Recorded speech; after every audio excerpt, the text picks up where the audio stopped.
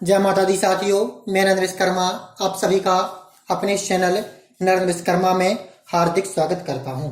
आज मैं आपको क्लास 8 सब्जेक्ट गणित अर्थात मैथमेटिक्स अध्याय 1 परिमेय संख्या में प्रयास कीजिए कि प्रश्नों को हल करवाऊंगा। तो देखें, सबसे पहले क्वेश्चन देख लें। वितरकता के उपयोग से निम्नलिखित का मान ज्ञात कीजिए। अर्थात इन सवालों को जो हल करना है उनमें वितरकता का नियम प्रयोग करना है। मैंने आपको वितरकता के दो नियम बताए थे युग्म व व्यवकलन में, ए बी प्लस सी अर्थात ए बी धन ए सी, और इसी से बनाया था, हमने आपको बताया था ए बी धन ए सी, तो दोनों में एक समान है, तो इसमें बी प्लस सी। ये वितरकता के नियम थे। ये योग का नियम था। व्यवकलन में योग के स्थान पर माइनस का चिन्ह हो जाएगा, तो हो जाएगा आपका व्यवकलन का नियम। इस नियम का प्रयोग करके इन सवालों को हल करना है, और वास्तव में इन नियम का प्रयोग करने से इस सवाल बहुत ही सरल हो जाते हैं। तो सबसे पहले आप देख रहे हैं सवाल।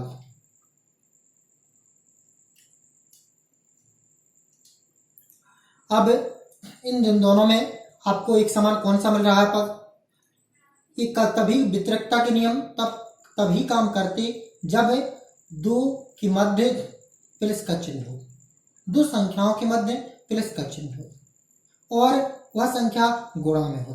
जैसे दो संख्या गुणा में है और इन दोनों संख्याओं के मध्य क्या है?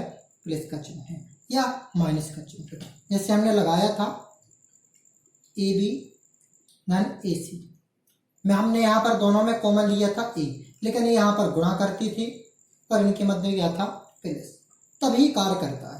तो देखें इन दोनों में समान क्या है? यहाँ पर भी 7/5 है, यहाँ पर भी 7/5, तो 7/5 हम कॉमन ले लेंगे। अब यहाँ पर क्या बचा?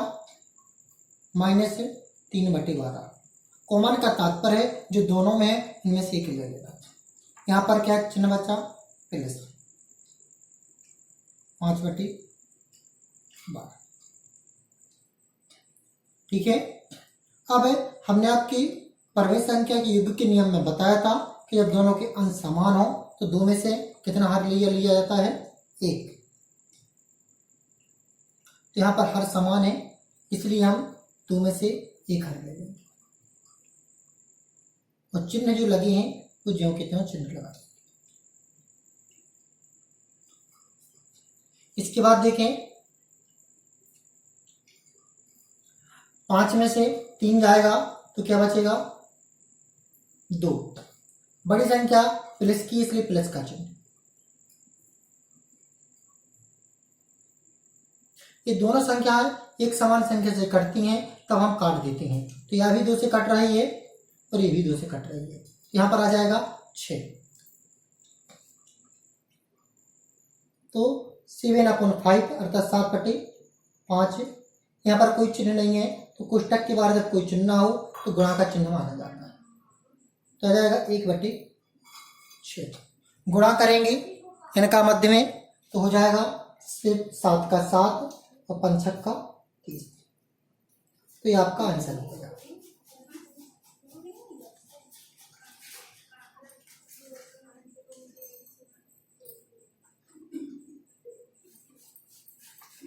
आपको आसानी से समझ में आ चुका होगा। अब एक दूसरा सवाल लगाते हैं।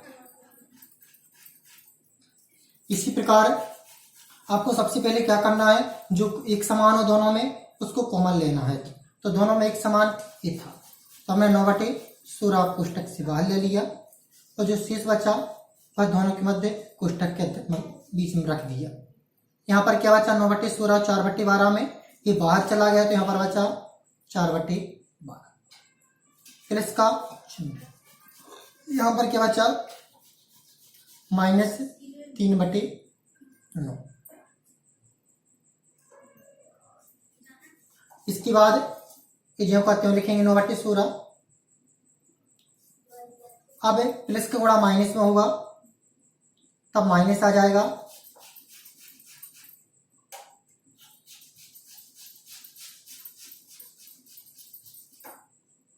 इसके बाद ये ज्यों का त्यों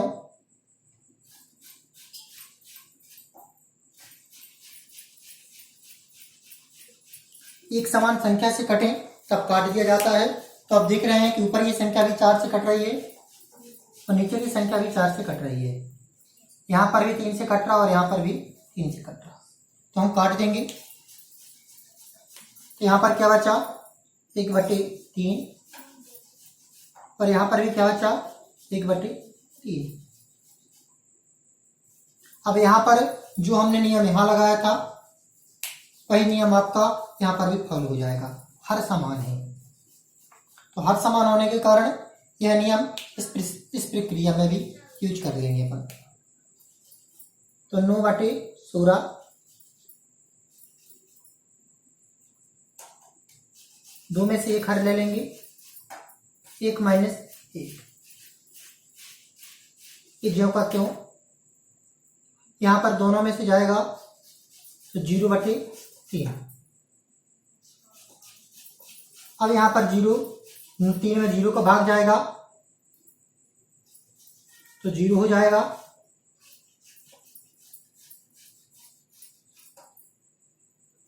और जब 0 का किसी भी संख्या में गुणा किया जाता है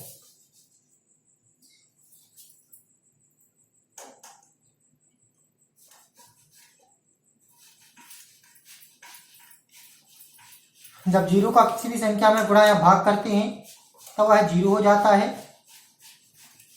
तो यहाँ पर भी 0 हो जाएगा। अब इसका 0 में गुणा करेंगे तो यहाँ पर संपूर्ण मान कितना प्राप्त हो जाएगा 0 हो जाएगा।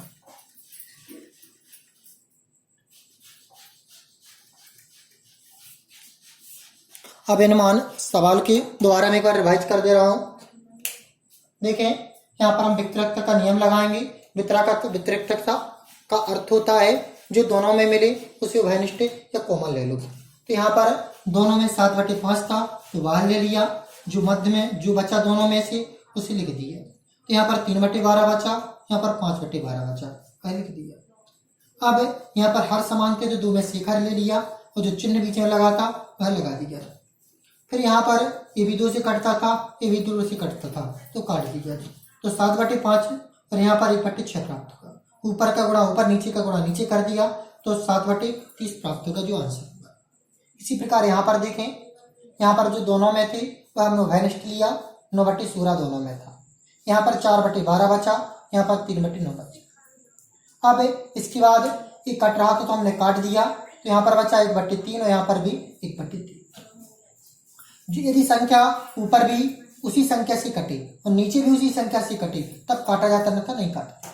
जैसे 4 से कटता था और ये भी 4 से कटता था। यदि हम संख्या 5/12 है तो ये 5 से कटता है लेकिन ये 5 से नहीं कटता है तो इसलिए हम इसे नहीं काटेंगे। तब दोनों हर समान हुए तो 1 हर ले लिया, 1 और 1 दोनों में मध्य माइनस का चिन्ह तो माइनस का चिन्ह लगा दिया। दोनों को घटाया तो 0 बचा। किसी भी संख्या में 0 का भाग देने पर या गुणा करने पर 0 हो जाती है तो इस 3 का 0 में भाग दिया तो 0 प्राप्त हुआ और 0 का 9/16 में गुणा किया तब भी 0 प्राप्त हुआ। यह आपका आंसर था। जय माता दी साथियों।